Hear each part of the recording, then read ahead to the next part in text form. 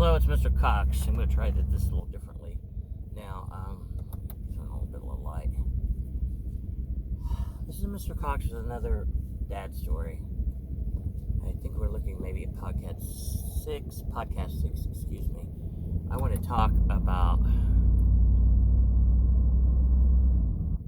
restrooms and campgrounds. A lot of bad experiences, scary, edgy experiences, and some funny in campground restrooms.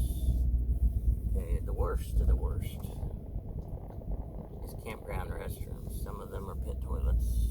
That goes without saying how disgusting and foul that one is. But when you get in some of the nicer state parks, etc., campgrounds, and they have running water, showers, etc., there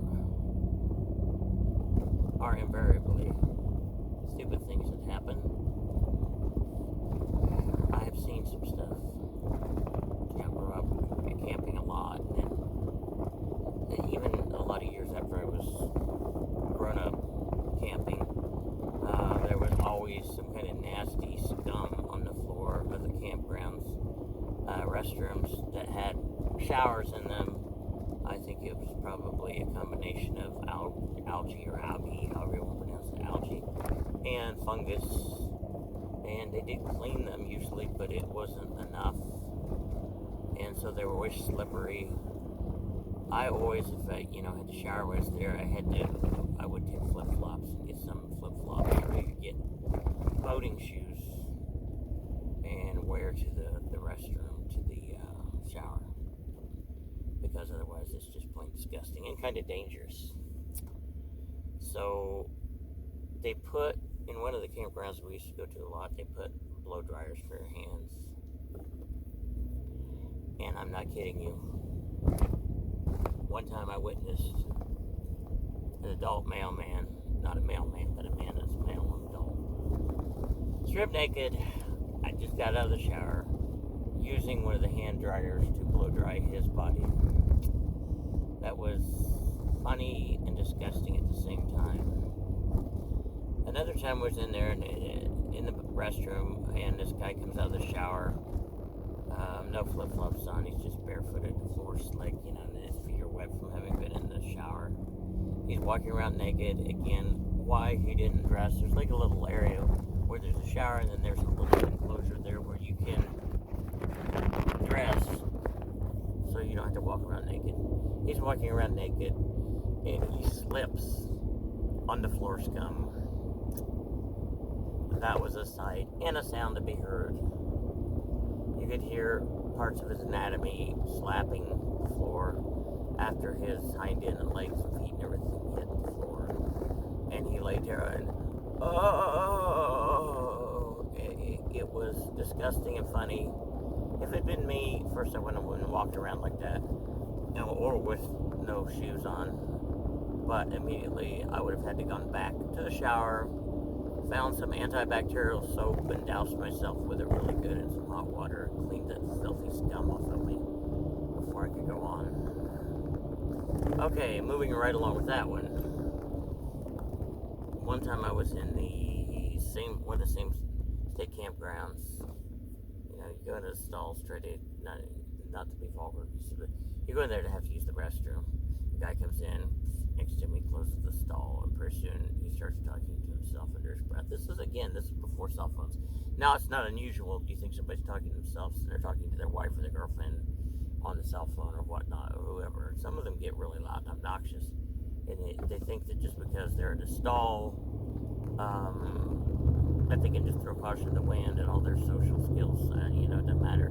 And they just start talking very loudly about all their personal business. Well, anyway, this is before that. I was young. This guy's in there. He's talking. And he's like, and like talking to himself and laughing. It didn't take me long to get out of there. We were in another state campground where the showers and the bathroom facilities were not as nice, but it was a large lake, and I towed my boat up there, and my parents had taken their camper, and I think they stayed, and then they dropped the camper off, and then so my friends and I could go up there and camp. stay up there with the boat, and so we were up there. Some of my friends stayed. One of my friends, the same friend, is afraid of like animals and stuff. Well, he would get up. He got up like as early as he could to try to beat everybody into the restroom because he's about as bad as me about the disgust of the bathroom. Of course, he's not the germaphobe I am. I'm a biologist. I used to work with bacteria and funguses and algae and stuff. And algae, I think it's Great Britain, algae in the United States, and parasites. Know all about that stuff. So I'm freaky about being clean and using sanitizers and disinfectants and all that kind of stuff. He's not so much like that, but he wants everything neat in order, clean. So he tries to go up there. He's going up to the bathroom. It's, the sun's just come up. He's hurrying up there, and he sees some really big guy coming up behind him. And as soon as he gets in there to use the toilet, closes the stall, hears that guy come in, boom. He says, the guy, like it's just killing him, splop. And then just a foul odor would just like fill the bathroom. As he relieved himself, he did it again. Splop. Foul odor. So that's why you want to be in people's bathrooms. I used to go to some music festivals and stuff, and one of them I used to go to is called Cornerstone. It's not there anymore. But if you wanted hot water, you had to get up pretty much before the sun came up or right when it came up. A lot of times I would be there. It was a music festival. I'd be at concerts pretty much all night long, and I would go shower just before the sun came up, but before the water had time to get hot, and the water would be ice cold. But it was summer, so I just dealt with it.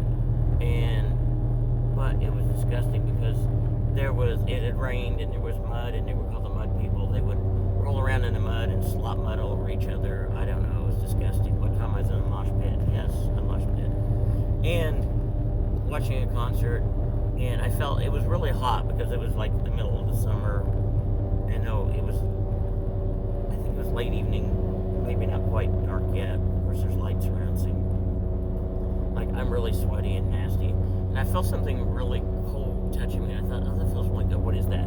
I looked down. It was the mud people. They were crawling around in a mosh pit, putting mud on people. That was not cool. But so by the time you get to the shower, it's that late at night, early in the morning.